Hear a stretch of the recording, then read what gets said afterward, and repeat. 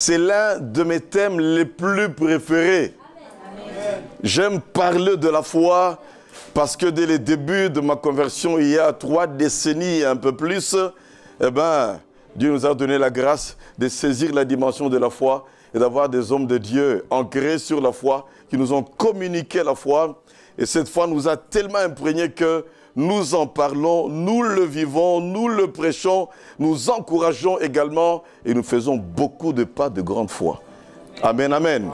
Alors vous qui êtes là, dites à ton voisin, tu es béni ce soir. Tu es béni ce soir. Amen, amen. Amen. Réellement bien-aimés, nous sommes bénis ce soir et moi-même également. Parce qu'en communiquant ces choses, ça se répercute également sur moi-même. Et quand je parle de la foi, croyez-moi, ça me stimule encore à de grandes visions de foi.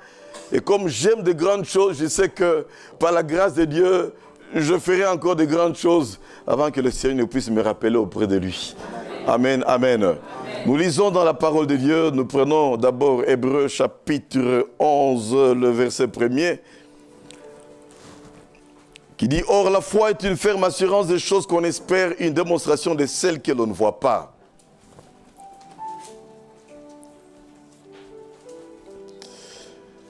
Une démonstration de celles que l'on ne voit pas. Nous prenons également Hébreux chapitre 11, le verset 6. Or, sans la foi, il est impossible, et soulignez le mot impossible, il est impossible de lui être agréable. Car il faut que celui qui s'approche de Dieu croit que Dieu existe et qu'il est le rémunérateur de ceux qui le cherchent. Et Hébreux chapitre 10, le verset 38, qui nous dit ceci, « Et le juste vivra par la foi. Et s'il se retire, mon âme ne prend pas plaisir en lui. » Nous prions encore une fois. Seigneur, tu bénis ta parole. Je rends grâce au Dieu pour cette opportunité de me retrouver, Seigneur, ici, dans cette église, pour pouvoir parler de ta part. Seigneur, merci parce que c'est toi qui m'as mis sur le cœur ce thème. Ce thème que j'aime tant, ce thème, oh Dieu, qui fait en sorte que tu peux trouver une personne agréable à toi. Je te prie, Seigneur, que ce thème puisse fortifier la foi de quelqu'un, amplifier la foi de quelqu'un, pousser quelqu'un, oh Dieu, à croire encore davantage dans de grandes choses qu'il peut réaliser avec toi. Pousser quelqu'un, mon Dieu, à réaliser que sans la foi, il est rejeté par Dieu. Et que ce que tu cherches, Seigneur, dans chacun d'entre nous, c'est la foi. Esprit Saint de Dieu, je t'en supplie, accompagne cette parole dans le cœur de chacun. Cette parole que je voudrais apporter dans la plus grande simplicité possible. Accompagne cette parole et rend cette parole vivante. Que ce soit une sémence qui va faire porter des fruits dans la vie de chacun et dans cette église. Je te bénis, Seigneur mon Dieu, pour cette église que l'on peut voir apparemment petite, mais qui devant toi est une grande église, car tu es le Dieu qui ne minimise jamais les petits commencements. Et quand je peux voir cette église, je peux réaliser comment nous-mêmes on avait commencé à Kinshasa. On pouvait faire des études bibliques, Seigneur, dans un garage. Et le culte, Seigneur, en plein air. Et même sous les menaces de la pluie et des intempéries. Quand je vois comment la parole du salut, Paris a commencé, Seigneur, c'est également une salle petite comme celle-ci. Mais tu es le Dieu qui n'amène jamais qui que ce soit, Seigneur mon Dieu, par l'ascenseur, mais par l'escalier. Tu es le Dieu qui aime honorer la foi, Seigneur mon Dieu, de ceux qui comptent sur toi. Et je veux me joindre, Seigneur, à la foi de cette église pour pouvoir dire et déclarer, Seigneur, que oui, petite aujourd'hui peut-être aux yeux des hommes, mais grande église demain avec beaucoup d'âmes, impactées, Seigneur, par ta parole et qui pourront amener plusieurs âmes de Paris à toi et vider l'enfer pour remplir le ciel. Bénis, Seigneur, cette parole et merci parce que tu le fais. Au nom de Jésus, Amen. Amen, amen. Amen. Tout est tellement blanc dans cette montre que j'aurais de la peine à savoir bien voir les aiguilles. Mais bon, ça ira par la grâce de Dieu. Amen, amen. Amen. Que Dieu soit béni. Comme je l'avais communiqué au pasteur, le secret de la foi constante. Voilà le thème de notre message de ce soir. Ou encore le secret de la constance de la foi. Comprenez donc par ici que nous allons ce soir orbiter autour de la foi. Nous allons, bien aimés, parler de la foi. Et je peux vous assurer qu'après ces quelques 3 décennies de marche avec Dieu, et après les quelques réalisations qu'on a fait avec Dieu, je réalisais que les aînés n'ont jamais cessé de me parler de la foi. J'oublierai jamais cet homme, un Indien qui avait pratiquement 70 ans, en 1985, alors que je faisais mon stage pastoral à Bruxelles. Je poserai une question à cet homme. J'avais à peine peut-être 26 ou 27 ans, ou 28 ans.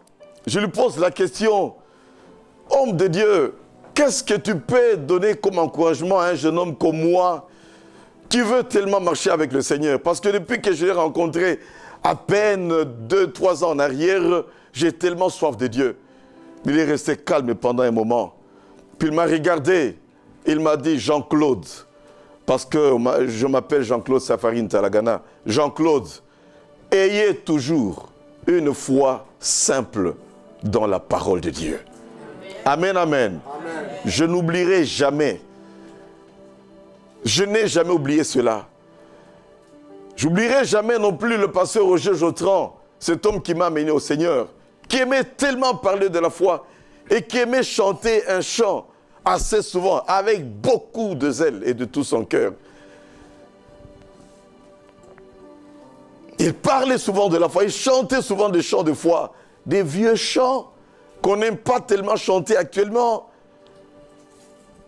C'est merveilleux ce que Dieu fait. Tout ce qu'il dit est grand et vrai. La foi, saisis, hein, je crois que c'est ça. Ce qu'il promet, c'est merveilleux, ce que Dieu fait. Il aimait tellement parler de la foi, prêcher la foi. Et combien on était très heureux de l'avoir il y a 2 ans à Kinshasa. Il est venu nous visiter, toujours rempli de foi. Le secret de la constance de la foi. La foi, c'est un sujet bien-aimé qui traverse la Bible de Genèse jusqu'à Apocalypse. Apocalypse où nous voyons maintenant les conséquences de la foi. Ceux qui auront marché avec le Seigneur, qui vont vivre dans l'éternité avec Dieu. Qui vont vivre dans cette nouvelle Jérusalem qui descendra du ciel, où tout est pavé en or. Là, nous voyons les conséquences de la foi, ceux qui auront marché avec Dieu et qui ne se seront pas, bien-aimés, plongés dans le péché, perdus dans le péché. De Genèse à Apocalypse, nous voyons la foi. Je crois qu'à moins qu'on soit né de nouveau seulement il y a 6 mois, après 6 mois de marche avec Dieu, tout chrétien est censé avoir lu Hébreux chapitre 11. Réalisez que c'est l'unique chapitre de la Bible où on parle de la foi du début jusqu'à la fin. Pourquoi cela, bien-aimé? Afin que nous comprenions que sans la foi, on n'est nulle part. La foi, d'abord la foi, pendant toute chose la foi, après toute chose la foi à tout moment, la foi en toutes circonstances. Hébreux 11, verset 1er nous définit la foi comme étant l'assurance des choses qu'on espère et une démonstration de celles que l'on ne voit pas. Que des choses bien-aimées que nous pouvons saisir par la foi, réaliser par la foi, vivre par la foi. La foi voit ce que les autres ne voient pas. Amen, amen. Amen. La foi du pasteur voit cette église comme étant une très grande église. Quelqu'un peut venir ici et minimiser. Il dit, oh non, ils sont dans une petite salle quelque part, dans un hôtel, dans une salle de fête ou de conférence d'un hôtel. Non, c'est une petite église, on peut partir. J'ai vu des gens qui étaient venus quand on a commencé notre église à Kinshasa. On a tous été mouillés et partout on disait, non, en réalité, ils sont juste en plein air. Il n'y a même pas un hangar. Et nous fûmes tous mouillés le premier jour. Et c'était le jour de la première pluie de la grande saison des pluies de 1997 à Kinshasa. Nous avions appelé cela la pluie de la bénédiction. Amen, amen. Alors que les gens voyaient comme si, bon, c'était une pluie qui est venue de montrer qu'il n'y a rien de bon là-bas. Tous on était mouillés comme des poules. Et les gens sont partis, ils ont claqué la porte. Des 150 qu'on était le premier jour, eh bien, les dimanches qui suivaient, on était peut-être 80 ou 70, mais on était là. On voyait ce que les autres ne voyaient pas.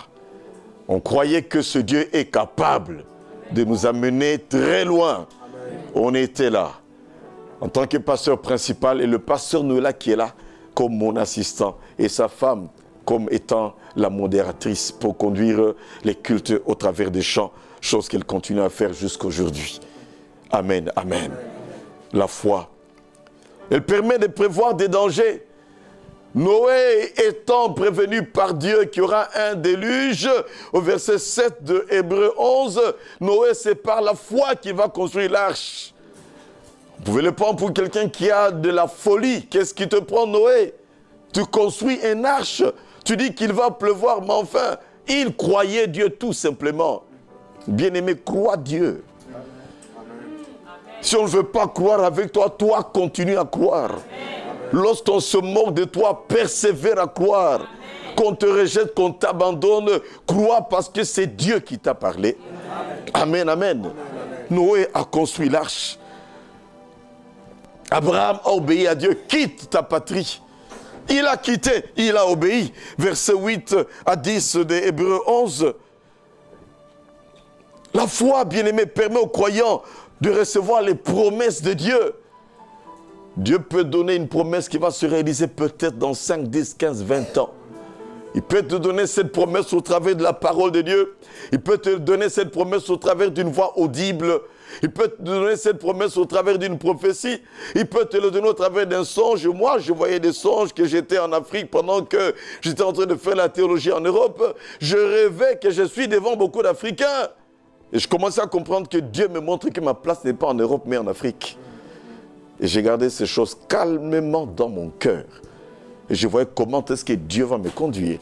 Et Dieu se permettra de bloquer le visa de ma femme qu'elle ne me rejoigne pas en Europe afin que j'aille terminer ma théologie en Afrique et que nous rentrions au pays à la grande moquerie de plusieurs. Parce qu'en Afrique, généralement, on pense que voilà, l'Europe, c'est le lieu de prédilection pour le succès, la réussite, etc. Et pourtant, être béni, c'est être là où Dieu te veut. En train de faire ce que Dieu veut que tu fasses, avec la grâce que Dieu t'a donnée. C'est pour cela, dans la vie, n'imite jamais personne. Ne suis jamais les gens parce que tout le monde fait ceci, je fais comme eux. Parce que tout le monde veut rester, moi aussi je vais rester. Parce que tout le monde part au Canada, moi aussi je pars au Canada. Parce que tout le monde part en Afrique du Sud, tout le monde en Afrique, moi aussi je pars là-bas. Non, bien-aimé.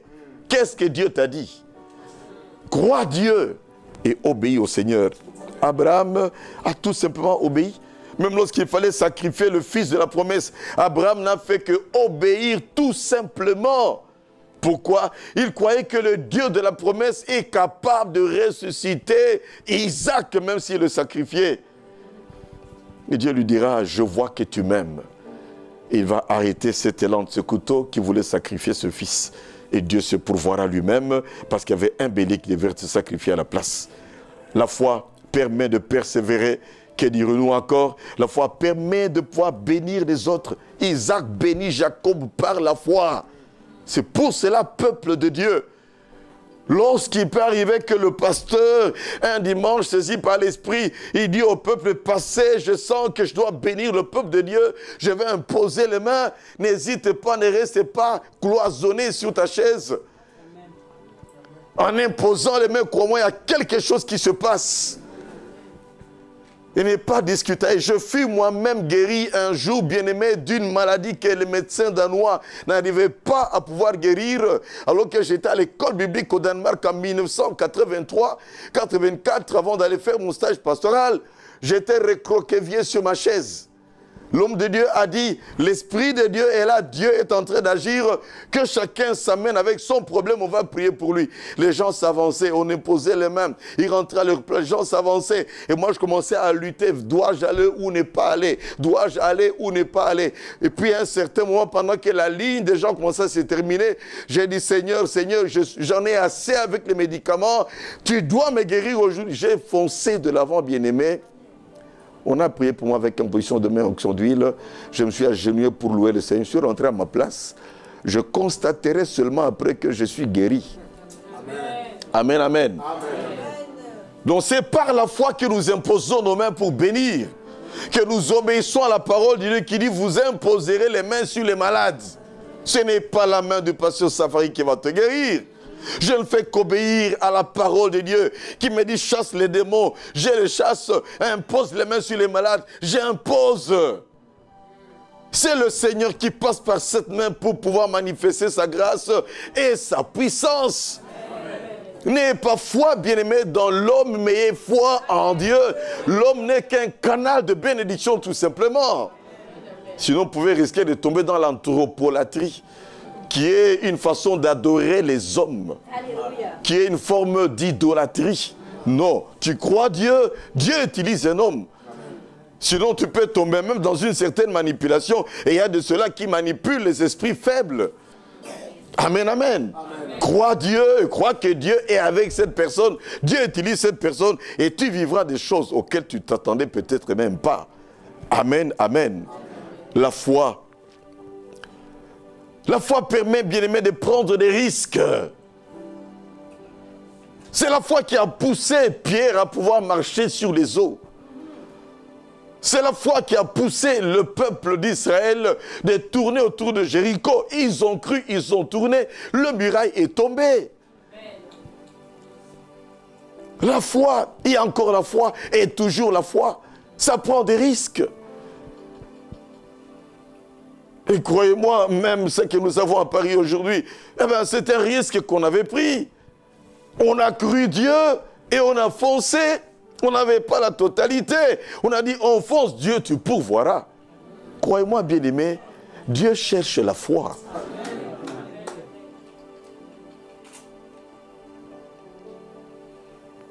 C'est la foi, bien-aimé, qui nous pousse à renoncer au plaisir de ce monde.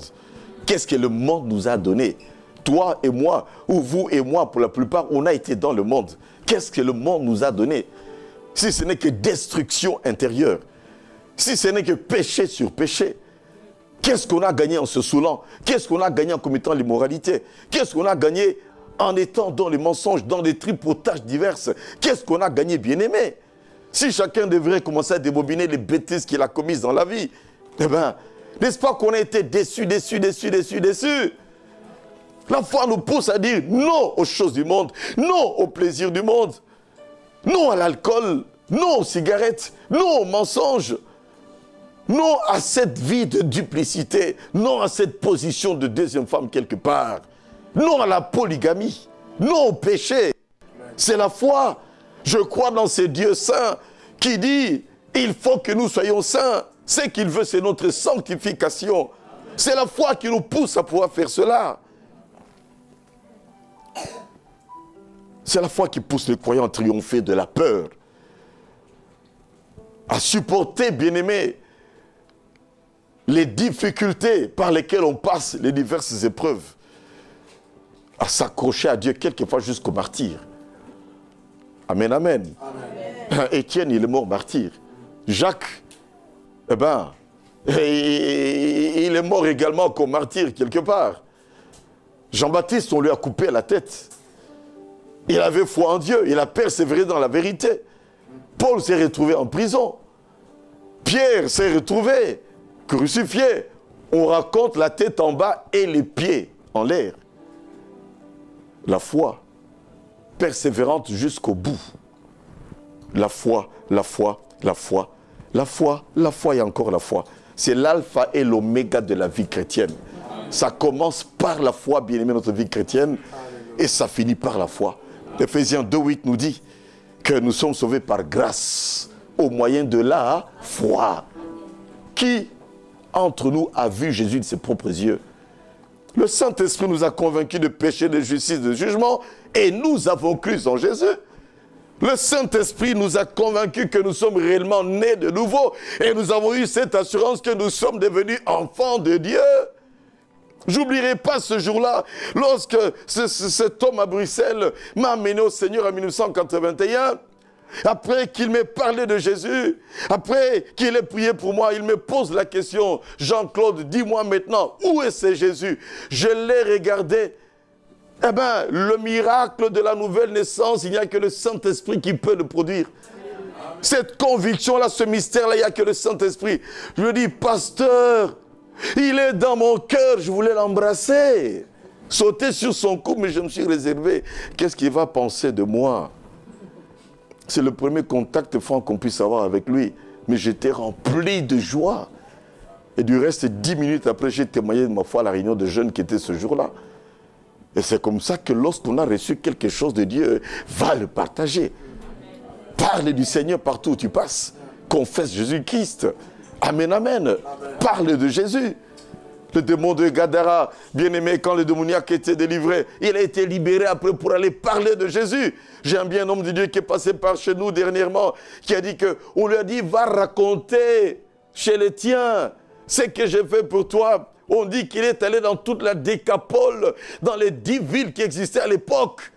Il a fait même plus que ce qu'on lui a demandé. Parler de Jésus, pourquoi? Une assurance que Jésus était avec lui. Il était dans son cœur. La foi, c'est l'alpha et l'oméga de notre vie chrétienne. Dieu aime la foi. Et nous allons voir que plusieurs fois, Jésus va stimuler la foi des disciples. Et on verra que chaque fois, il va chercher à créer la foi dans quelqu'un pour qu'il puisse recevoir sa guérison, sa délivrance ou sa bénédiction. Luc chapitre 8, verset 50. Avec le cas de la fille de Jairus, ne crains pas, crois seulement, alors qu'on vient de dire à Jairus que ta fille est morte, arrête d'importuner le maître. Jésus lui dit, ne crains pas, crois seulement. Comme pour dire que les paroles des hommes demeureront les paroles des hommes. L'homme peut dire, même le médecin peut déclarer bien-aimé. Mais tant que Dieu n'a pas dit le dernier mot, crois en Dieu. Qu'est-ce que Dieu t'a donné comme promesse? Qu'est-ce que Dieu t'a donné? Qu'est-ce que Dieu t'a dit? Il y a 1 an, il y a 10 ans, il dit jamais, voilà, ça fait tellement longtemps, j'ai pas vu ce que Dieu m'avait promis. Non, Dieu t'a dit, bien-aimé, ce qu'il a promis, il finira par le réaliser. Ses promesses ne pourrissent jamais. Amen, amen, amen. Crois Dieu de tout ton cœur, tous les jours de ta vie. Ne crains pas, crois seulement. Jean 11, 40. Alors que tout est pratiquement fini pour Lazare qui est déjà mort et dont le corps est pratiquement en décrépitude. On a attendu 2 jours pour donner la nouvelle et voici 2 jours qu'il était déjà mort, donc 4 jours où Lazare était déjà mort. Maître, si tu eusses été là, qu'est-ce que Jésus va dire? N'étais-je pas dit que si tu crois, tu verras la gloire de Dieu? Cela veut dire quoi? La foi. Et encore la foi. Si tu crois, tu verras. Mais si tu ne crois pas, tu ne verras pas. Crois et tu verras. Et du reste, la vie chrétienne, nous ne marchons pas par la vue. Nous ne marchons pas par les sentiments. Nous marchons par la foi. Je n'ai pas besoin de voir. Des fois, je me dis, oulala, des gens qui me disent, j'ai entendu la voix de Jésus. J'ai vu Jésus dans un songe. J'ai vu Jésus qui m'est apparu. Et moi, je dis, mais enfin, c'est moi, ça fait 3 décennies que je marche avec toi. Je n'ai même jamais vu le bout de ton ongle, même dans un songe. Ni même voir tes traces dans mon salon. Mais j'ai entendu parler des gens qui sont témoins de ce qu'on leur avait dit, que voilà, bon, et ils pouvaient voir comme ça Jésus qui leur apparaît. Ou voir des anges en train de chanter, commencent à enregistrer les mêmes chants pour les rechanter après. Je dis, mais et moi, Seigneur? Et Dieu me dit, non, je t'ai donné la foi, ça suffit. Je peux me révéler à quelqu'un si je veux, mais je ne suis pas obligé de me révéler. L'essentiel, c'est de croire. Si tu crois, tu verras.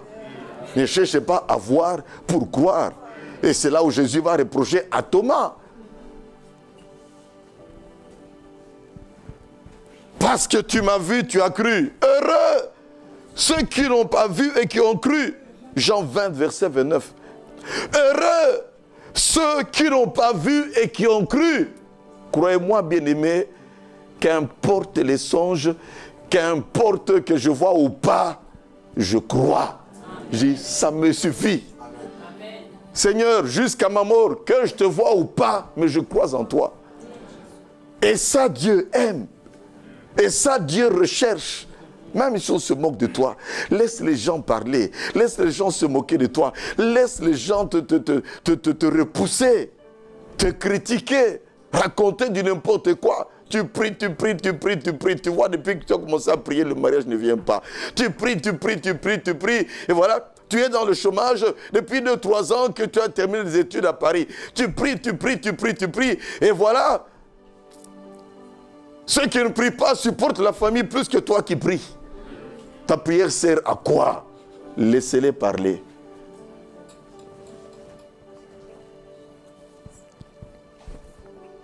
Si nous devrions tous, moi personnellement, entendre ce que les gens pouvaient dire, j'aurais déjà jeté les gants depuis très longtemps. Il y a même quand Dieu m'avait convaincu, Safari, maintenant que tu as fini ton stage pastoral, tu rentres au Congo, eh ben, il y a des gens qui sont venus me voir pour dire, écoute, est-ce que tu réfléchis bien quand même? Ce n'est pas normal. Est-ce que ta tête tourne encore? Tu n'es quand même pas la première personne à pouvoir prier. Donc tu pries. Et voilà, bon, tu rentres comme ça dans ce pays-là. J'ai même vu des gens qui m'ont dit, comment est-ce que tu peux comme ça quitter les ciels, te rentrer en enfer? Je vous dis, c'est sérieux. J'ai entendu des gens qui m'ont dit ça. En utilisant le mot Swahili. Hein? Donc l'enfer. Non, l'Afrique n'est pas l'enfer. Le Congo n'est pas l'enfer. C'est un pays. Un pays béni, un pays très riche en plus. Amen. Un pays qui a besoin de la parole de Dieu, des serviteurs de Dieu. Un point trait. Je suis rentré. Un point trait. Des moments difficiles, on a connu. Mais qu'importe. Quel que soit le moment difficile. Voyez.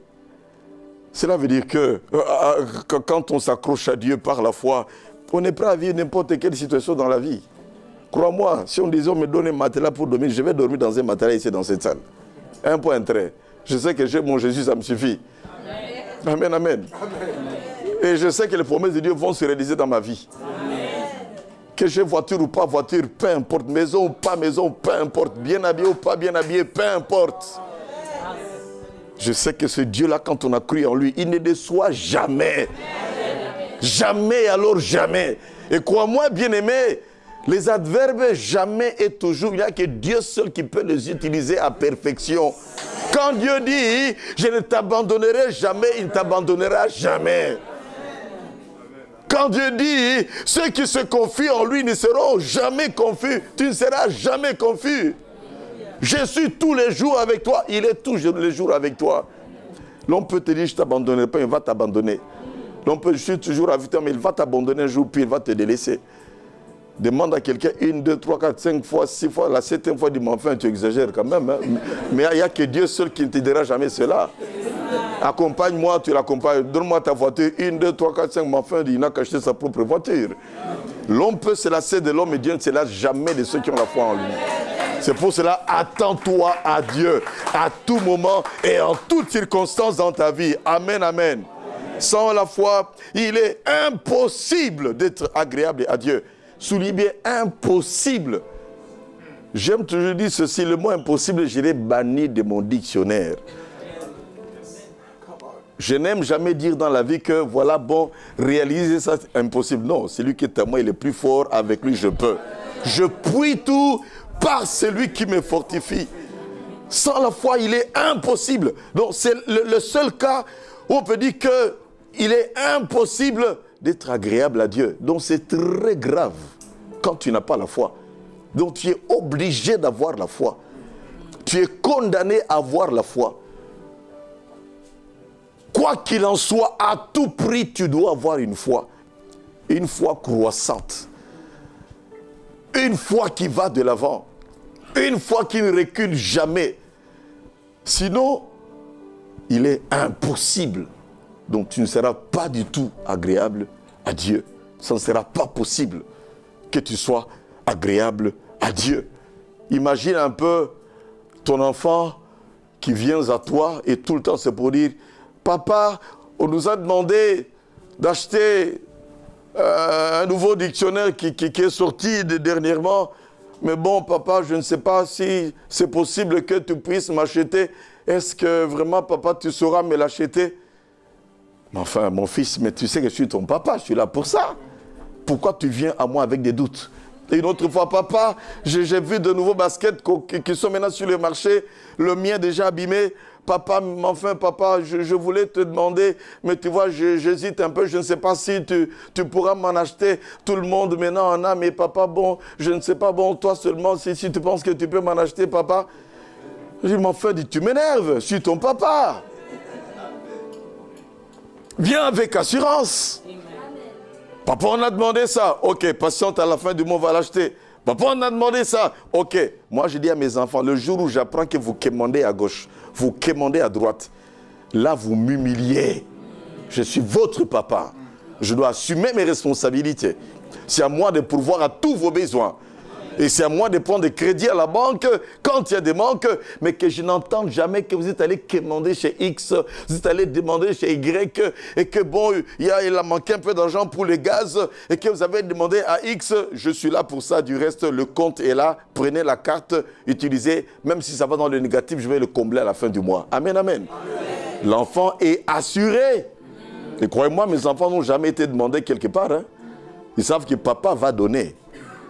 Et notre Dieu veut que nous ayons cette assurance également. La foi, l'assurance, quand nous approchons de lui, il est celui qui va nous donner ce que nous allons lui demander. Amen, amen. Si nous demandons, croyons qu'il nous a entendus. Et si nous savons qu'il nous a entendus, croyons que nous avons reçu. On n'a pas encore vu, mais par la foi, on a déjà reçu. Et nous le verrons s'accomplir. Amen, amen. Et nous le verrons s'accomplir. On a la foi pour entrer dans un avion, on ne veut pas avoir la foi dans le Dieu qui peut pourvoir à nos besoins. Crois-moi, même les gens qui disent que je n'ai pas la foi, je suis un athée, sont des menteurs.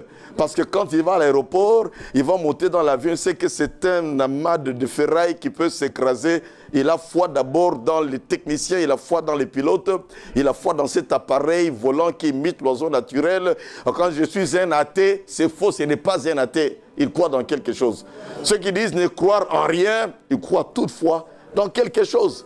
Quand nous mangeons, on croit qu'en mangeant, nous allons fortifier notre santé.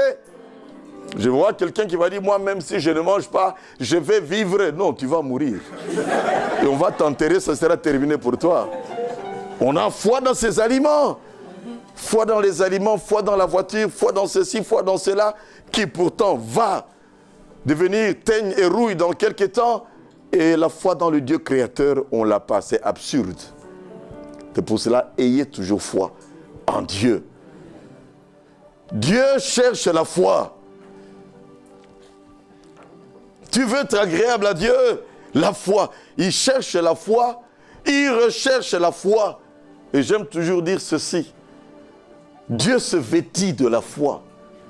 Dieu s'abreuve de la foi. Dieu se nourrit de la foi. Dieu se parfume de la foi. Tout ce qu'il cherche en nous, c'est quoi? La foi. N'est-ce pas qu'il est dit qu'il est le chef et le consommateur? Cela veut dire qu'il consomme la foi. J'aime cet homme qui est passé chez nous dernièrement et qui nous a développé cela. Je vais l'ajouter dans mon message. Il consomme la foi. Amen, amen. Amen. Jésus est le consommateur de la foi. Tu consommes les pommes de terre, tu consommes la viande. Jésus consomme la foi. Il s'abreuve de la foi. Il se vêtit de la foi. Tu veux être agréable à Dieu, la foi. Sinon, comment veux-tu que Jésus grandisse en toi? Jean-Baptiste a dit, il faut qu'il croisse et que moi je puisse diminuer. N'est-ce pas l'expression que nous avons saisie également? Il faut qu'il croisse en moi et que moi je puisse diminuer. Que Jésus prenne toute la place. Cela veut dire quand il est entré dans ton cœur, il est entré quelque part petit Jésus. Supporter la tautologie. Il veut grandir maintenant en toi. Il faut le nourrir. Avec quoi? Avec la foi. Chaque fois que tu as fait un pas de foi, Jésus grandit. Tu as fait un autre pas de foi, il grandit en toi. Et à un moment, bien-aimé, tu seras le reflet de la foi. Parce que quand les gens te disent non, ça c'est l'œuvre de Dieu. Et là, c'est que le Seigneur agissant, bien-aimé, dans ta vie. Tu feras, tu réaliseras des choses et on verra que ça, c'est Dieu. Ça, c'est Dieu. Pourquoi? Tu as tellement fait des choses par la foi au point que Jésus a tellement grandi en toi. Et crois-moi, bien-aimé, lorsque tu as fait un pas de foi qui est petit, prochainement, tu feras un pas plus grand. Et quand tu as vu ce que Dieu a fait dans le passé, tu seras encouragé pour passer à une autre dimension de foi. Quand tu auras vu, tu passeras à une autre dimension. Croyez-moi, bien-aimé, c'est des choses que nous avons vues. Et je commence à rêver déjà maintenant de très grandes choses à faire encore avec mon Dieu et pour mon Dieu. Amen, amen, amen. Rêver encore de grandes choses. Mais pour arriver à de grandes choses, on commence par des petites choses. Dieu nous éprouvera toujours par des petites choses. Voir notre foi dans des petites choses. Voir notre obéissance dans des petites choses. Et il va nous amener ainsi petit à petit dans des grandes choses. Il y en a qui veulent commencer par des grandes choses alors que dans des petites choses, il n'a pas pu tenir.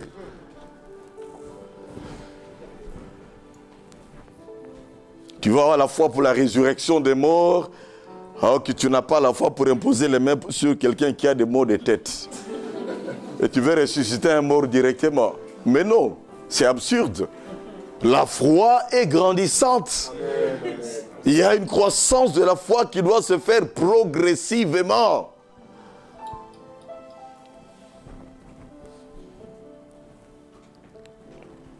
Tu as peur d'aller témoigner lorsque tout simplement il y a eu des inondations et tu vas dire non, j'ai la foi pour aller être missionnaire en Afghanistan. Ah! Alors que pour des petites choses déjà, une inondation tout simplement, tu hésites pour sortir et tu sauras aller là où c'est en train de crépiter des balles jours et nuits. Oh, Dieu m'appelle pour aller en Syrie, alors que tu n'es jamais arrivé à aller témoigner quelque part où il y a eu des petits problèmes dans la ville de Paris. La foi là, c'est une affaire. Hein?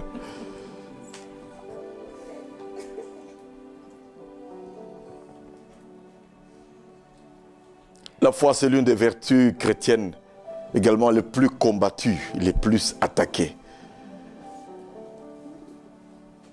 Et l'ennemi sait que lorsqu'il a détruit ta foi, tu es disqualifié de la vie chrétienne.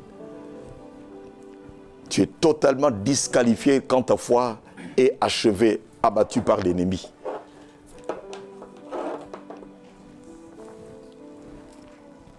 Fort de tout ce qui précède, de tout ce qui vient d'être dit, quels sont les secrets, les clés, mots de passe d'une foi constante et stable?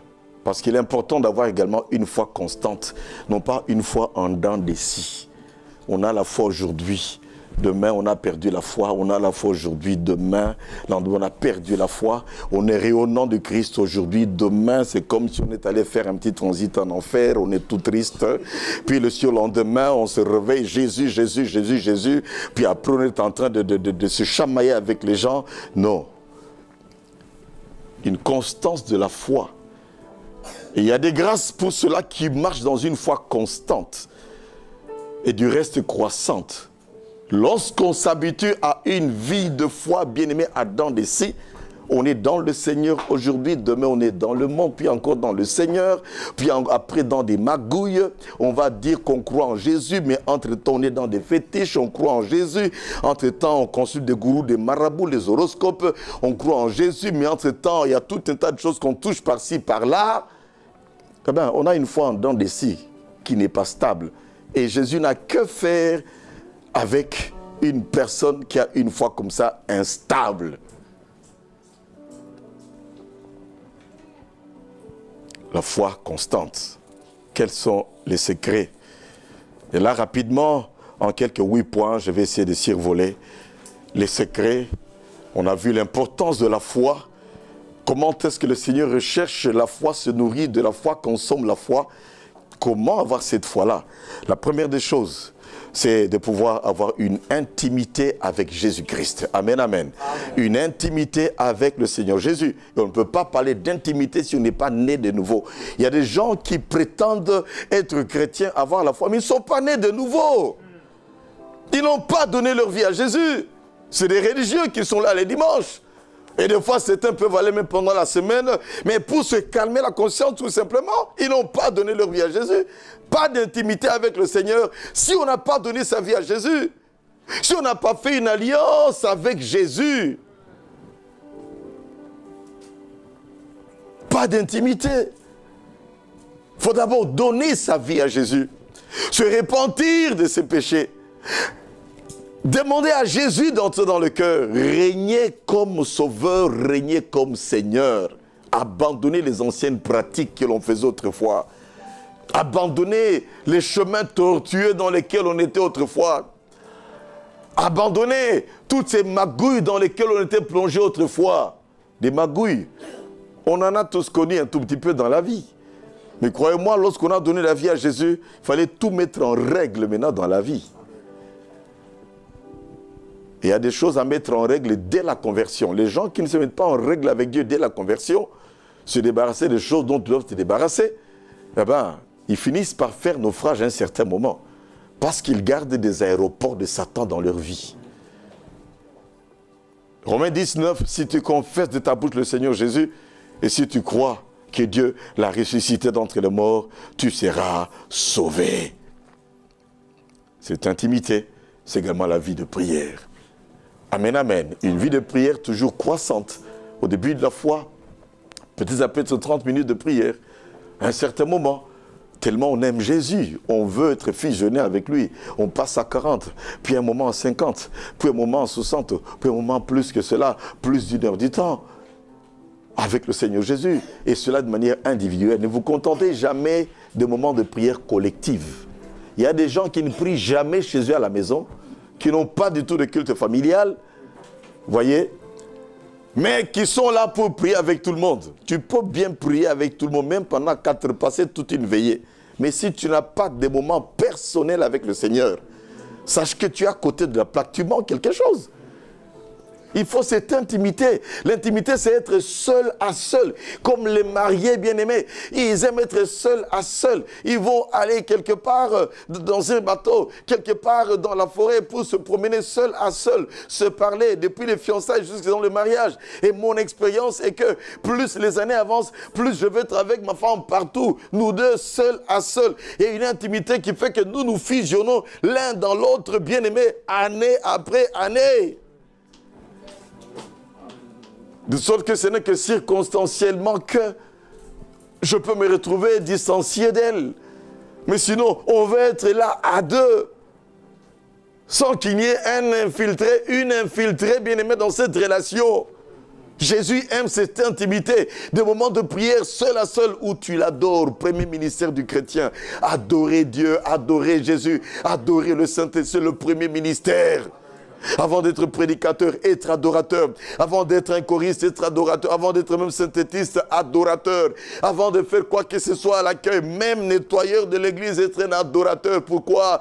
L'adoration nous amène à pouvoir élever Dieu à la place qu'il faut. L'adoration nous amène à reconnaître ce qu'il est.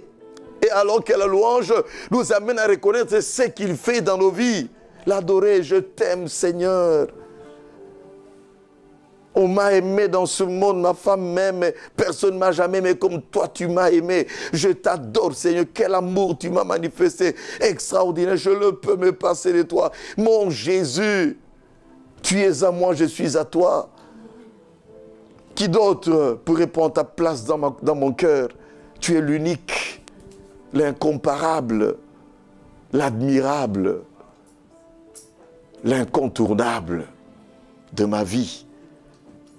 J'aimais bien ce chantre congolais que le Seigneur a amené auprès de lui et qui est venu révolutionner l'adoration dans notre pays.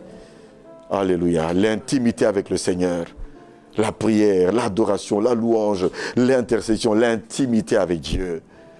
Ça t'aidera à avoir une compréhension. Pourquoi? Parce que quand tu étais dans la présence du Seigneur, la Bible dit que tu vas être rayonnant de joie. Moïse sortait de la montagne, il rayonnait. Tu es rayonnant. Tu es assuré. C'est dans le seul à seul que Dieu nous parle. C'est dans le seul à seul que le Seigneur fortifie notre foi. C'est dans le seul à seul également qui nous émonde, qu'il coupe tout ce qui n'est pas de lui dans notre vie. Moi, je pleure plus dans mon moment de communion personnelle avec Dieu que même dans un deuil. Je peux arriver dans un deuil, je vais peut-être avoir un coup de larmes comme ça en quelques secondes ou minutes, mais crois-moi dans la présence de Dieu jusqu'à ce que la mort ne puisse sortir. Pourquoi? Je réalise ma petitesse et la grandeur de Dieu. Je réalise d'où est-ce qu'il m'a sorti, ce qu'il a fait pour moi. Je réalise combien il est si grand, si merveilleux, si puissant. C'est là que je pleure. Je vois son amour qui dépasse n'importe quel autre amour. L'intimité avec Jésus. Amen, amen.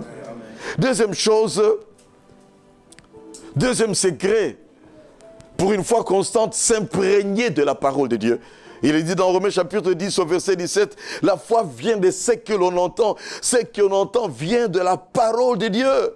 Lire la parole, méditer la parole, s'imprégner de la parole, mémoriser la parole. C'est cette parole que tu vas déclarer selon les circonstances.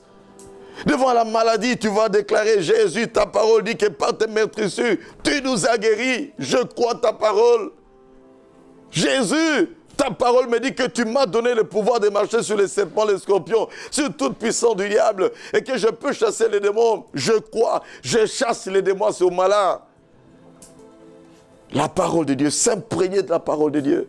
Ta parole me dit ceci, tu me conduiras. Ta parole me dit que tu pourvoiras tous mes besoins. Amen, amen. Amen. Même s'il peut arriver que tu marches avec une chaussure déchirée, la neige est en train de percer la chaussure. Ne dis pas, Nzambe, mon Dieu, comment est-ce que tu m'as abandonné? Il ne t'a pas abandonné, il est là. Mais tu as l'école de Dieu. Il est en train de te forger afin que ta foi soit plus grande encore. C'est dans le désert que Dieu nous forge, bien-aimé. Il n'y a pas de raccourci avec Dieu. Il n'y a pas de facilité avec Dieu. Il n'y a pas d'ascenseur avec Dieu. Escalier petit à petit. Pour passer d'un sommet à un autre sommet, tu dois descendre dans la vallée. Et de là, après, tu commences à remonter, tu passes à un autre sommet plus grand. Mais tu ne sauteras jamais d'un sommet à un autre sommet. Il y a toujours une vallée, la vallée des épreuves. Dieu t'éprouve afin que tu sois très fort et que tu sois un modèle. Amen. Les gens te verront dire, lui là, il a quelque chose à me dire. Il va t'approcher, eh ben, il va écouter ce que Dieu a fait avec toi, par toi, pour toi.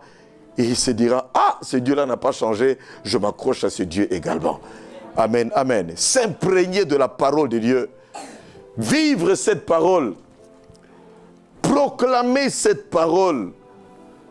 La foi proclame.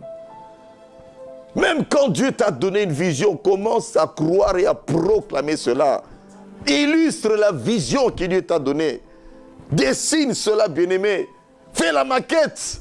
Quand Dieu t'a dit, une banque je ferai avec toi, dessine déjà ta banque, donne le nom à ta banque. Qu'importe le temps que ça va passer. Même si les gens viennent dans ton bureau, commencent à se moquer de toi, laisse-les, mais toi tu as une vision. Amen. Amen. Tu as une vision. C'est ce qui est plus important. Et Dieu aime les gens de foi qui croient dans la vision qu'il leur a donnée lui-même. Comme lui, il est la source de la vision, il est celui qui donnera aussi la provision pour l'accomplissement de la vision, et cela en son temps. Amen. Le temps de Dieu est toujours le meilleur. Amen. Amen. Amen. Dieu ne vient jamais trop tôt, il ne vient jamais trop tard. Il vient toujours en son temps. Il est éternel, il maîtrise le temps. Ce que tu dis, non, il est venu en retard, non, ce n'est pas en retard, parce qu'il est au-dessus du temps. Il est éternel. Son temps est le vrai. Ce que tu dis tard, pour lui, c'est le vrai. Ce que tu dis que c'est trop tôt, pour lui, c'est le vrai. L'essentiel est que c'est Dieu qui est intervenu, et en son temps, tu as réalisé ce que tu dois réaliser avec Dieu. Amen, amen. Amen. Troisième secret, l'obéissance au Saint-Esprit. Et l'obéissance au Saint-Esprit nous conduit à avoir l'audace de la foi. Amen, amen. L'obéissance. Le Saint-Esprit, c'est l'agent exécutif de la Trinité. Non seulement il convainc de péché, de justice, de jugement, selon Jean 16, verset 8, mais légalement, c'est lui qui met en nous le vouloir et le faire. Selon Philippiens 2, 13, il met en nous le vouloir et le faire également. L'obéissance. Quand Dieu dit commence, commence. N'aie pas peur. Commence avec le peu. Et croyez-moi, les hommes de Dieu qui vont loin sont ceux-là qui commencent et qui n'ont pas peur. Je ne sais pas si c'est la 40e fois que vous êtes déplacé ici, mais je peux vous assurer que notre église de Paris s'est déplacée au moins 3 fois, je pense. C'était d'abord à un endroit, une salle culturelle ou quoi, je ne sais pas moi. Puis après, c'était un autre endroit où on était sous-locataire dans une autre église. Puis après, c'était un autre endroit, à Ris-Orangis, 3e déplacement. Et enfin, le 4e déplacement pour être chez nous. Amen, amen. Vous voyez cela? Il ne faut pas dire, mais non, mais enfin, ce n'est pas possible. Comment est-ce qu'avec Dieu, on peut nous balloter comme ça? Écoutez, Dieu est Dieu. Et si on disait, voilà, bon Seigneur, on ne comprend pas, comment est-ce que pour la 3e fois, on va encore se déplacer comme ça? Seigneur, dans ce cas-là, on laisse tomber, donc notre place n'est pas à Paris. Et on n'aurait pas fait la mission de Dieu. Quand Dieu t'envoie, quelles que soient les épreuves, quelles que soient les difficultés, quel que soit tout ce que vous pouvez traverser, bien-aimé, crois seulement que Dieu est avec toi et que Dieu va agir à sa façon. Les âmes, Dieu seul va les amener. C'est pour cela que quand je vois de telles choses, je vois une salle comme celle-ci, oh, je regarde en arrière d'où nous venons, moi je vois une très grande salle déjà remplie. Alléluia. Amen, amen. D'autant plus que c'est lui-même qui a dit, allez, faites des nations des disciples. Alléluia. Il a dit, je suis avec vous tous les jours jusqu'à la fin du monde. Donc, le Seigneur est avec nous. Et comme il est le Dieu du progrès, le Dieu de la croissance, et qu'il nous a parlé par Paul à Timothée que tes progrès soient évidents, eh bien ce progrès se fera petit à petit. Quelqu'un disait que Dieu peut t'amener au nord en te faisant passer par l'ouest ou l'est, l'ouest, par le sud, et puis t'amène vers le nord-est, et puis finalement il te ramène vers le nord-ouest, il te ramène après vers le centre, et puis paf, directement. Trace des lignes droites en utilisant des lignes courbes, des lignes brisées, supporte tout simplement cela. Il est Dieu.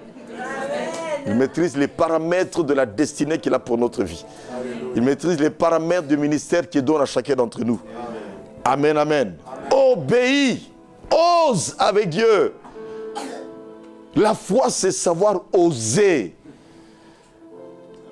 La foi, c'est croire que le monde appartient à Dieu. L'or et l'argent lui appartiennent. Je n'aime pas quelqu'un qui dit on n'a pas l'argent, l'argent c'est devenu difficile. Tu proclames que l'argent est difficile, tu n'auras pas l'argent. Tu proclames que c'est impossible, ça sera réellement impossible. Il y a des expressions à ne jamais, jamais, jamais utiliser.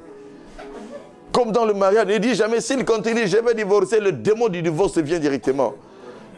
Il ne faut jamais dire, mon mari devient compliqué, en tout cas je sens que je ne l'aime plus. Le démon de la séparation vient.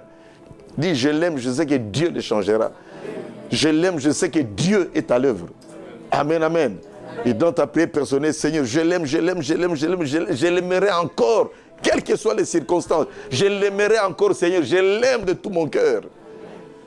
Tu peux faire de même pour toute autre chose. Seigneur, je construirai ma banque, j'aurai ma banque, j'aurai ma banque. Amen. Amen. Rêve de grandes choses. Il n'est pas interdit de rêver de grandes choses. Ce que Dieu t'a montré là, bien-aimé, crois en cela. Illustre cela. Et ça va se réaliser. Obéis. Fais le premier pas avec le peu que tu as. Amen, amen. Je connais une dame qui était vendeuse de sucre tout simplement et qui est devenue dépositaire finalement des stocks de sucre et qui finalement, même sans avoir eu à beaucoup étudier, a commencé à avoir des grands remorques, des grandes remorques pour amener des histoires de là où il y a le port jusque dans la ville de Kinshasa, finalement construire des maisons et des maisons, engager plein de gens, mais elle est partie seulement des sucres qu'elle vendait, elle était correcte. Et le boom s'est passé au moment où On lui donne des stocks à vendre, elle remet l'argent. On lui dit, non, tu as remis un peu trop d'argent, on ne t'a pas donné tout ça. Si, vous m'avez donné beaucoup de marchandises. Non, nous, on t'a donné tel nombre de sacs. Non, vous m'avez donné tel nombre. On dit, non, non, nous, on ne prend pas cet argent. Moi aussi, je ne reste pas avec cet argent, c'est pour vous. Ils se sont dit, ça, c'est quelqu'un de sérieux. C'était une chrétienne. Et c'était sa propulsion. Amen, amen. Amen, amen. Amen. Obéis tout simplement. Aujourd'hui, c'est des magasins. Aujourd'hui, c'est tout un tas de choses soutenant l'œuvre de Dieu, etc. L'obéissance au Saint-Esprit. Quand le Saint-Esprit dit va, va, fais, fais.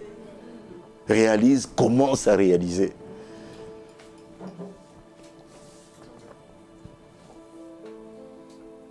Et Samuel 15, 22 nous dit, l'obéissance vaut mieux que les sacrifices.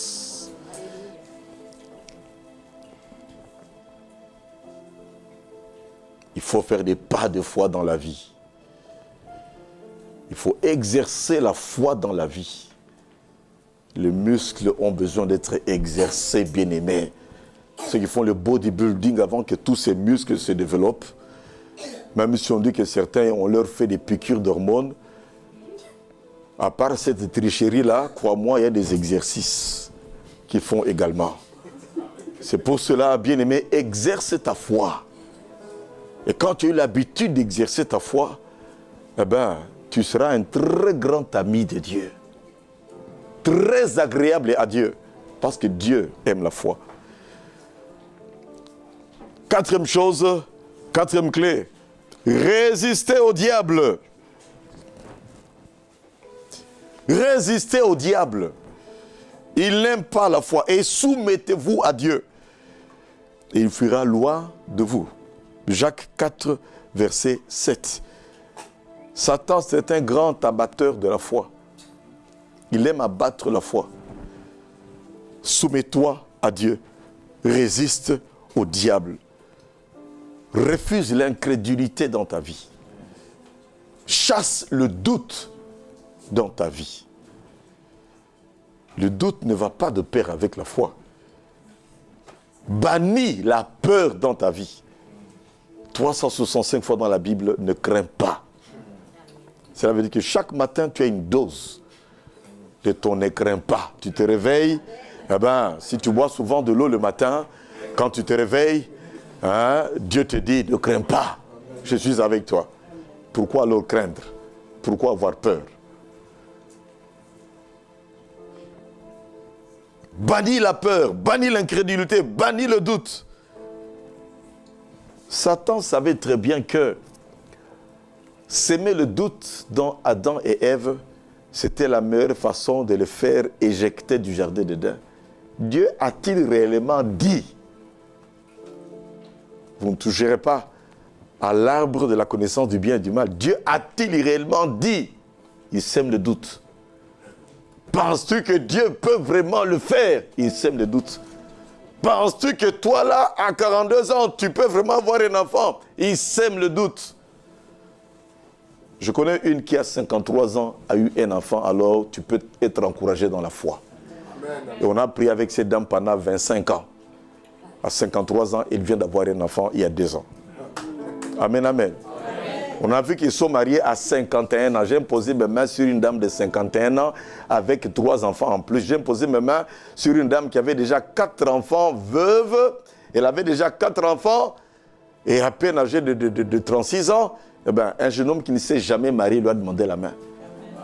Et je suis désolé, mais je t'appréciais beaucoup. Voilà, bon, écoute, comme il n'est pas là, moi je t'aime et puis voilà. Il n'a pas dit tout de suite, bien sûr, c'était après quelques années. Alors, va expliquer un peu cela à quelqu'un. Pour qui on prendrait un tel garçon? Comment tu peux aller prendre une fille qui a déjà eu 4 enfants dans sa vie? Est-ce que ça va dans ta tête? Mais l'amour, c'est l'amour. Dieu lui a parlé, c'est fini. Et quand Dieu parle, c'est fini, tu fonces. Ma femme n'est pas du tout de ma tribu. Et je l'ai pris dans ma contrée. Donc, ma vie lui a mon papa et ma maman.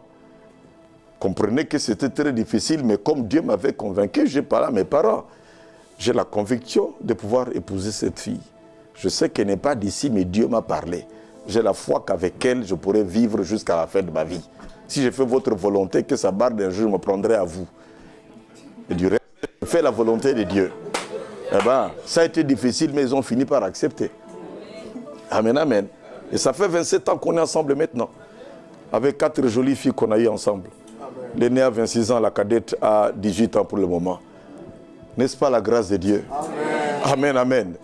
Résiste au diable. 5e secret, le jeûne et la prière. Qu'on le veuille ou pas, bien-aimé. Autant il y a des démons qui ne partent que par le jeûne et la prière. De même, il y a des choses qu'on ne peut réaliser, bien-aimé, qu'avec une foi qui est fortifiée par le jeûne et par la prière. Amen. Il y a des gens qui n'aiment pas jeûner. Ils ne veulent pas se mortifier le corps. Ils pensent qu'on les pousse dans l'ascétisme. Ils pensent que bon, on est en train de les torturer. Bien-aimés, ne vous contentez pas des facilités que l'on peut avoir en Europe, où on peut manger aisément. C'est vrai, on ne peut pas gêner pour avoir à manger. En Afrique, on peut gêner pour chercher à avoir à manger. On doit gêner pour chercher à acheter une maison. On doit gêner pour chercher à avoir une voiture, même un vélo. Oui. Mais ici, tu vas avoir un crédit, on te donne facilement. Et c'est comme ça que les besoins primaires, on les a tellement comblés. On est comblé dans les besoins primaires. Alors bon, les gens s'en foutent de pouvoir prier. Bien-aimé, mais il y a des choses que tu ne peux réaliser que si tu passes dans le jeûne de la prière. Ça nous aide à fortifier notre foi dans le Seigneur. Vous savez, quand l'estomac est vide, notre esprit est édifié. C'est un peu comme le système de vase communicant. Hein. Vous voyez, hein? Ça se vide ici et puis bon, ça augmente de l'autre côté. Oui, c'est pas le même principe. Essaie tout simplement. Tu t'enfermes dans ta maison, sois sûr que tu es en bonne santé, bien sûr. Hein? Il ne faut pas que tu aies des maladies, puis tu dis, voilà, on a dit déjeuner, on va s'en prendre au pasteur après. Il a poussé les gens à faire des choses alors que la personne est malade. Demande conseil à ton médecin, si ta santé te permet de faire un bon jeûne, eh ben, tu bois de l'eau du matin jusqu'au soir, pendant 3 jours. Croyez-moi, et tu t'enfermes, tu ne mets que des cassettes, puis tu te mets à adorer. Tu cries à Dieu. À un moment, tu prends un petit temps de repos, tu mets des cassettes, tu médites la parole de Dieu, tu médites. Ainsi de suite. Et puis le deuxième jour, même tu bois beaucoup d'eau, minimum 2 litres d'eau dans une journée. Eh ben, tu fais la même chose. Crois-moi, tu sortiras de là avec une foi très forte.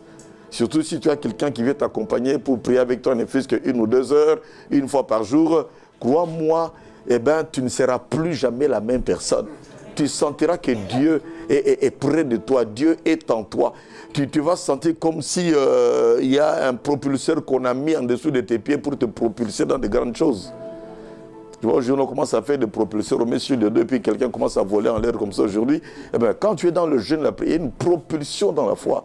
Il n'y a pas de foi croissante sans jeûne. Paul lui-même va le dire, bien-aimé, qu'il a connu des jeûnes multipliés. 2 Corinthiens chapitre 11, je n'ai pas mentionné les versets, des jeûnes multipliés. Il dit lui-même que je tiens mon corps assujetti pour ne pas être disqualifié après avoir été le premier à prêcher aux autres. Le jeûne, bien-aimé, nous aide à fortifier notre foi. Il y a des démons qui ne partent qu'après avoir jeûné. Parce que quand tu as jeûné, il y a une assurance que tu as. Il y a une telle présence que tu as. Il y a une autorité que le Seigneur te communique. Le démon peut essayer de faire tout ce qu'il veut, etc. Moi, je me rappelle encore comment est-ce qu'on avait chassé les démons dans un gaillard qui avait pratiquement presque 1,10 m. Qu'est-ce que je dis 1,90 m, presque 2 mètres, je veux dire. Il pesait 120 kilos, voilà. Et le monsieur se promenait toujours avec un couteau. C'est ça sa protection. Il avait donné sa vie au Seigneur et le voilà à l'église. Et je sortais de mes 10 jours de jeûne et prière et ne boire que de l'eau. Crois-moi, on a commencé à prier pour le gaillard là. Et on m'avait associé pour prier. Personne ne savait que je sortais de mes 10 jours de jeûne à ne boire que de l'eau. À peine j'avais mis ma main sur le gaillard, il s'est effondré. On l'a amené dans une salle, on a prié pour lui. Il a pris le couteau. On n'a pas eu peur. Il a jeté. C'était sa délivrance du couteau. Son assurance n'était plus dans le couteau, son assurance était maintenant dans le Seigneur. À partir de ce jour-là. Amen, amen. Quand tu jeûnes et tu pries, crois-moi, les choses apparemment compliquées deviennent faciles pour toi. Là où tout le monde hésite, toi tu vas oser. Là où les gens ont peur, toi tu vas essayer. Et c'est ainsi que tu verras que tu avances on se pose des questions, quel est son secret? À part tout ce qui va être dit aujourd'hui, qu'on a déjà dit, il y a également le jeûne et la prière. Le jeûne et la prière. Tu ne verras jamais un homme de Dieu réaliser de grandes choses sans le jeûne et la prière. Tu ne verras jamais un homme de Dieu puissant, très puissant, sans le jeûne et la prière. Frères et sœurs, osez jeûner et prier. Et tu seras étonné de voir des choses que Dieu va faire pour toi, par toi et en toi-même.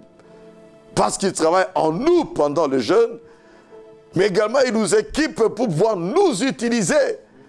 Et il fait des choses pour nous que nous recevons en surprise. Là où tout le monde a peur, tu vas entrer. J'avais été une fois accompagné d'évangélistes en province chez nous. On a été habité dans une maison qui était hantée. C'était la maison d'un sorcier. Avec cet évangéliste, on a prié, on a loué cette maison, on est entré, on a prié avec toute son équipe. On est resté là, les gens étaient étonnés. Pourquoi avoir peur alors que nous avions Jésus avec nous et en plus on avait jeûné? Amen, amen. Avec Jésus, il n'y aura pas d'obstacle devant toi. Quand tu jeûnes et tu pries, bien-aimé, tu vas percer là où même les gens n'arrivent pas à pouvoir percer. Sixième chose, sixième secret. Et là, ça nous amène pratiquement dans la suite du texte. On est presque à la fin, ne vous en faites pas.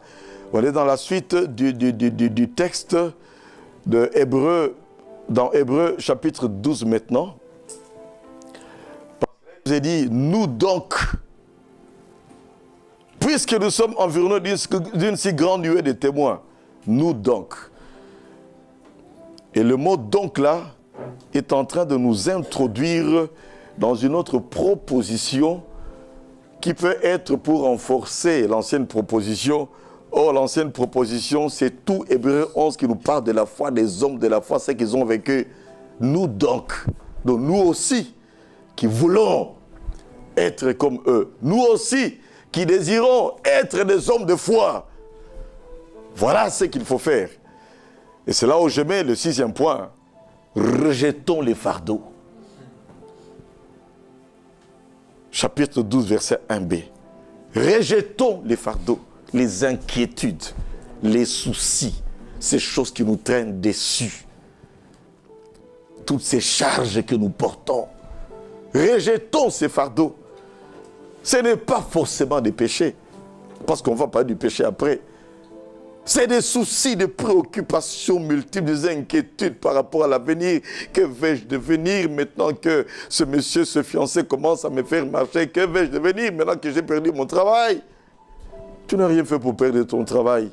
Tu as perdu ton travail. Pourquoi te remplir de soucis? Tu auras des maladies psychosomatiques. Même Philippiens 4, verset 6 dit, ne vous inquiétez de rien.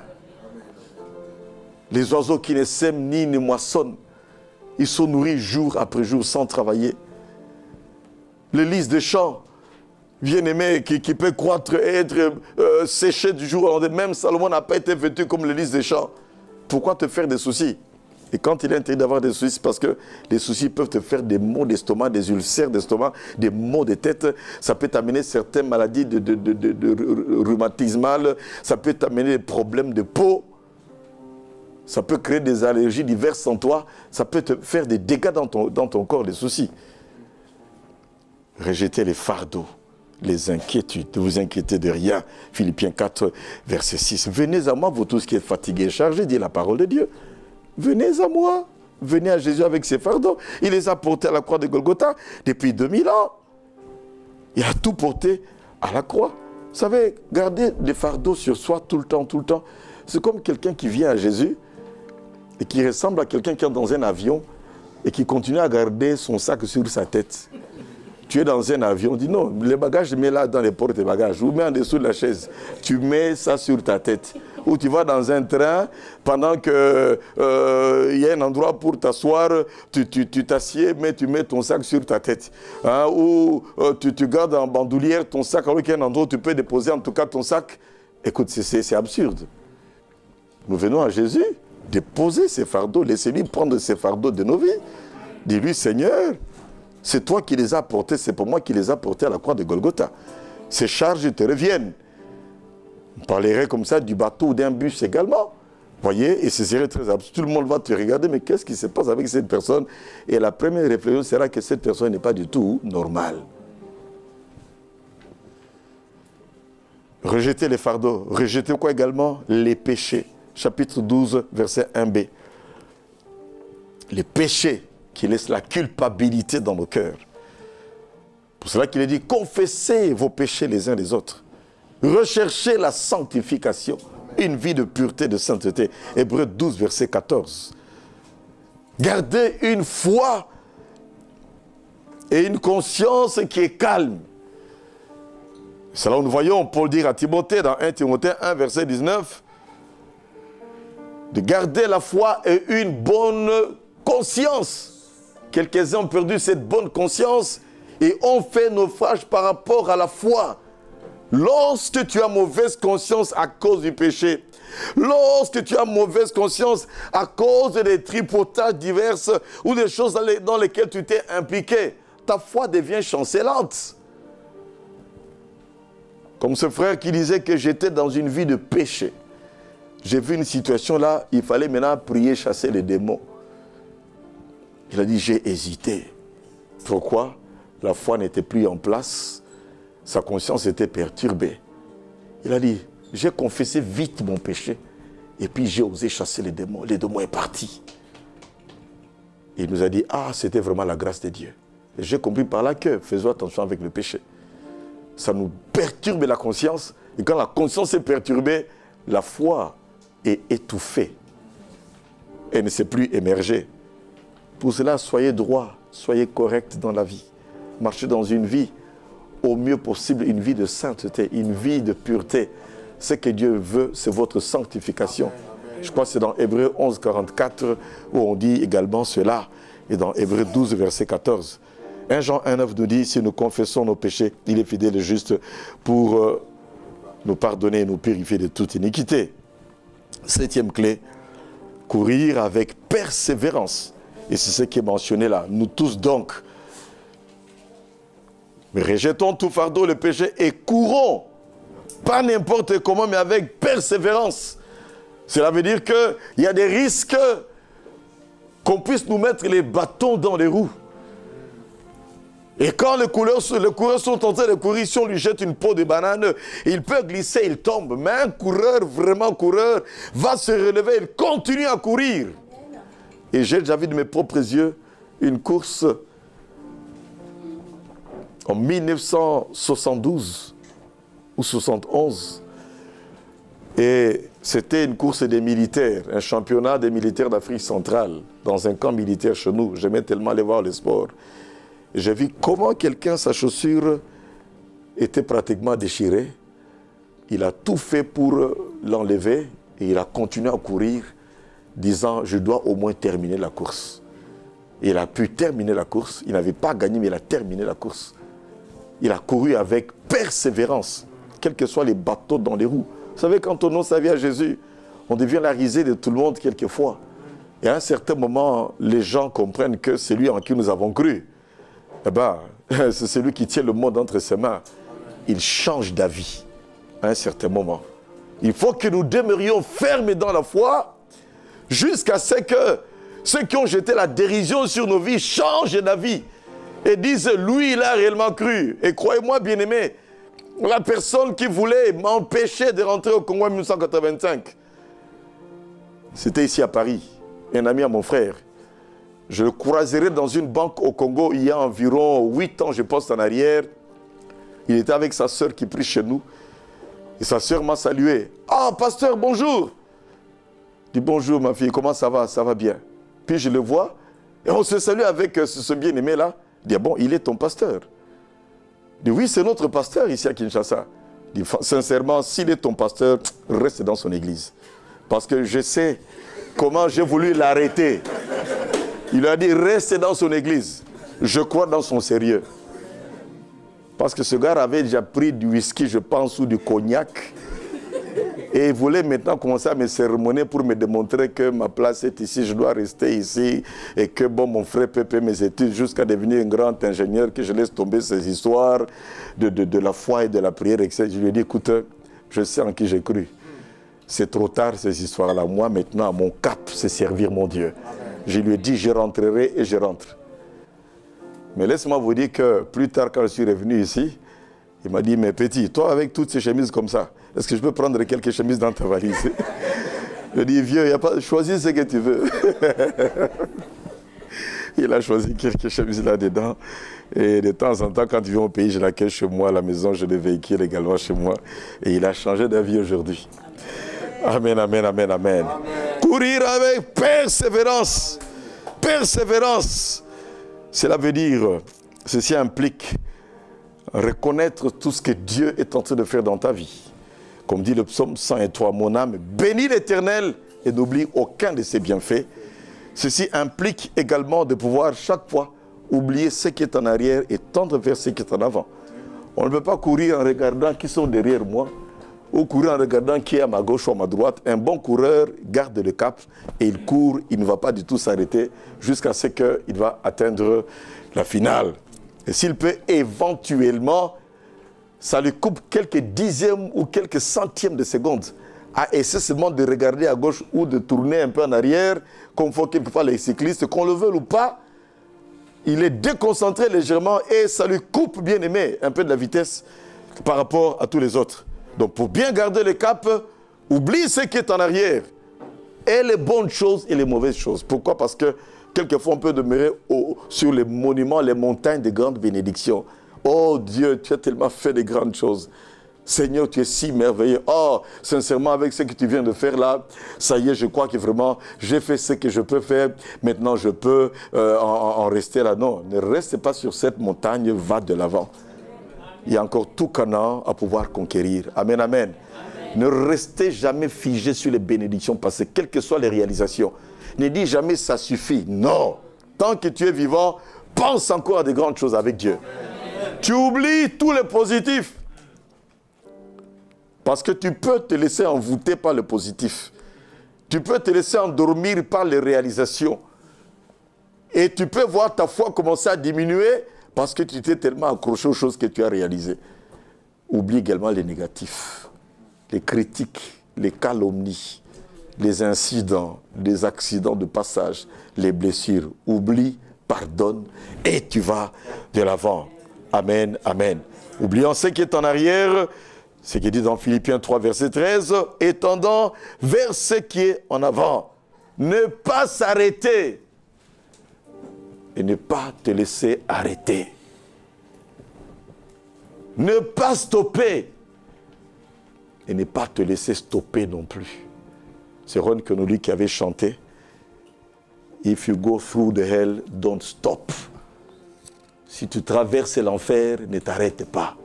Et c'est là où il est dit dans Ésaïe 43, quand tu passeras par le feu ne va pas te consumer, traverse le feu. Tu passeras par les eaux, ils ne vont pas te submerger. Compte sur Dieu, il va te faire traverser les eaux.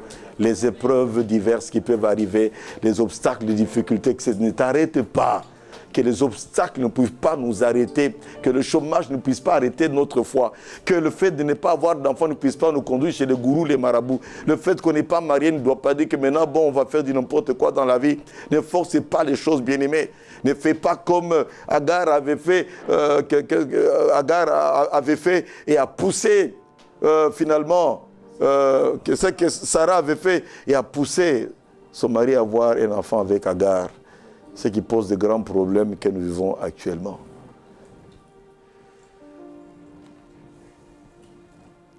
Qu'aucune maladie, aucune épreuve, salaire insuffisante, échec, difficulté, insécurité critique, conjoncture financière ne puisse arrêter ta foi.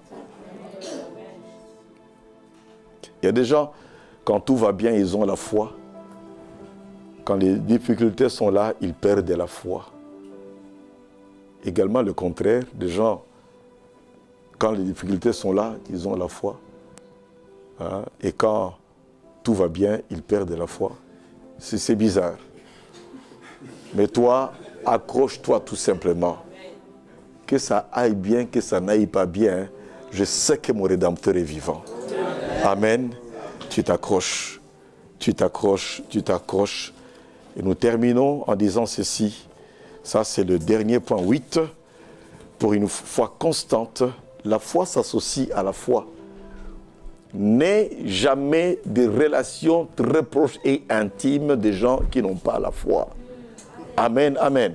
Les meilleurs amis que j'avais dans le monde, quand je suis venu au Seigneur bien-aimé, eh ben, ils n'ont pas voulu venir au Seigneur. On s'est séparés. Quand on se rencontre, bonjour, bonjour. On peut éventuellement manger. Une fête, je peux aller, je leur témoigne, mais je continue à les inviter. J'ai vu certains qui sont venus au Seigneur petit à petit, même ceux qui se moquaient de moi. D'autres sont restés durs, n'ont pas voulu donner leur vie au Seigneur. Même comme ça, après 35 ans de marche avec Dieu, ils n'ont pas toujours donné leur vie au Seigneur. D'autres sont restés religieux.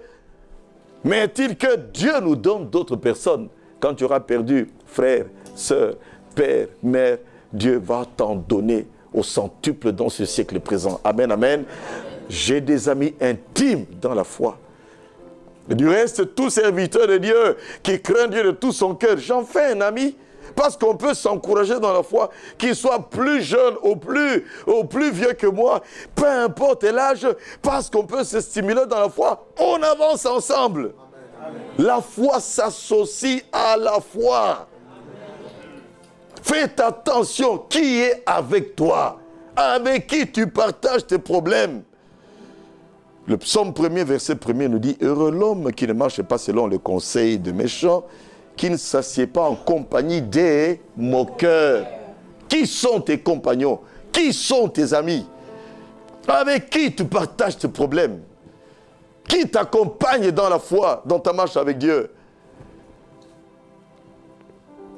Et 1 Corinthiens 15, 33, c'est par là qu'on termine. De mauvaises compagnies corrompent les bonnes mœurs. Un proverbe que même le monde a triché pour mettre dans le dictionnaire. Mais ça vient de la Bible. Les mauvaises compagnies corrompent les bonnes mœurs. Dis-moi qui tu hantes, je te dirai qui tu es. Dis-moi le gabarit de la foi de ceux-là que tu fréquentes. Je te dirai quel est le gabarit de ta foi. Je te dirai quel sera le gabarit de ta foi dans les années à venir. Parce que si ceux-là que tu côtoies sont déjà au gabarit de foi toujours descendante, crois-moi, dans quelques années, tu risques d'avoir également une foi qui baisse. Si ce sont des immoraux, tu deviendras immoral également. Si c'est des manipulateurs, tu deviendras également manipulateur.